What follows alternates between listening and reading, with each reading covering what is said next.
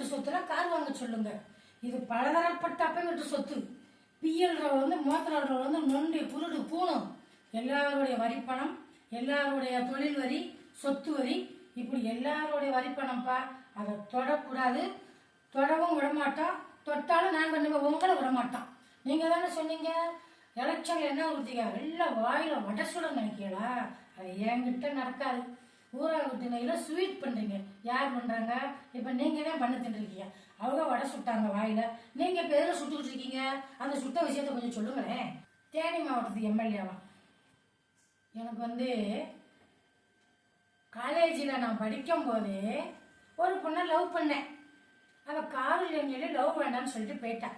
அண்ணன்ட்ட வேலைக்கு வந்தேன். அண்ணன் எனக்கு காரு கொடுத்தார், வேலை கொடுத்தார்.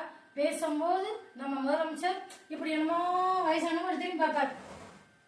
பார்த்தீங்கல்ல, நல்ல வேலை, காரு கொடுத்தார், வேலை கொடுத்தார் சொன்னார். அந்த சரி காரு இப்போ எல்லாரும் ஒரு ஆர்டர் கொடுத்துருக்கீங்கல்ல, அதுக்குள்ளே 6 கார் வந்துருச்சு. காரோடைய மாடல் காரு யாருக்கிட்ட இல்லை. எங்கள் பழைய அமைச்சர்கள் எம்எல்ஏ கிட்டலாம் ஒரு வீட்டுக்கு 5 கார் இருக்கு.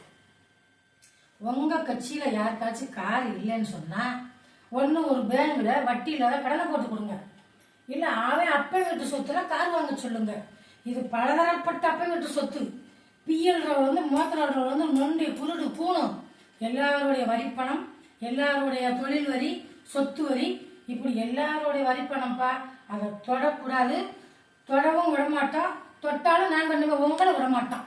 நீங்கள் தானே சொன்னீங்க எலெக்ஷன்ல என்ன ஊற்றிக்க எல்லாம் வாயில வடசுட நினைக்கிறா. அது என்கிட்ட நடக்காது. ஊராக ஸ்வீட் பண்ணுறீங்க. யார் பண்ணுறாங்க? இப்போ நீங்கள் தான் பண்ண தின்னுருக்கீங்க. அவங்க வடை சுட்டாங்க வாயில், நீங்கள் இப்போ எதில் சுட்டுக்கிட்டு இருக்கீங்க? அந்த சுட்ட விஷயத்த கொஞ்சம் சொல்லுங்களேன், நாங்களும் தெரிஞ்சுக்கிறோம். சட்டசபைக்குள்ள ஓயாச்சுன்னா நல்லபடியாக மக்களுக்கு உண்டான பிரச்சனையை பேசணும். லவ்வு, அம்மாவுக்கு வாடகை கொடுக்க முடியல, கார் வாங்க முடியல, அவள் அப்பா வீட்டு காசில் கார் வாங்குங்க. முதலமைச்சர் உங்களுக்கு கார் இருக்குல்ல, கோடிக்கணக்கான ரூபாய்க்கு கார் வாங்கியிருக்கீங்களா? அப்புறம் யாரு கார் தேவை? சட்டசபையில் பணியாற்ற ஓசியில் பணியாற்றட்டும், மக்கள் பணியில் ஓசியில் ஆட்டட்டும், கார் வாங்கி கொடுங்க. மாதம் 1 லட்சம் ரூபாய் சம்பளம் வாங்குறீங்கல்ல, 5ஆம் கிளாஸ் கூட படிச்சிருக்க மாட்டீங்க, சில அரசியல் இருக்கீங்க. அவங்க ஓசியில் பணியாற்றட்டும் சட்டசபையில், அவங்களுக்கு கார் வாங்கி கொடுக்கலாம். சம்பளத்தோட பணியாற்ற நினைச்சா ஒன்றும் லோனை போட்ட கொடுங்க, இல்லை இப்போ அப்போ வீட்டு காசில் பணியாற்ற சொல்லுங்க, கார் வாங்க சொல்லுங்க.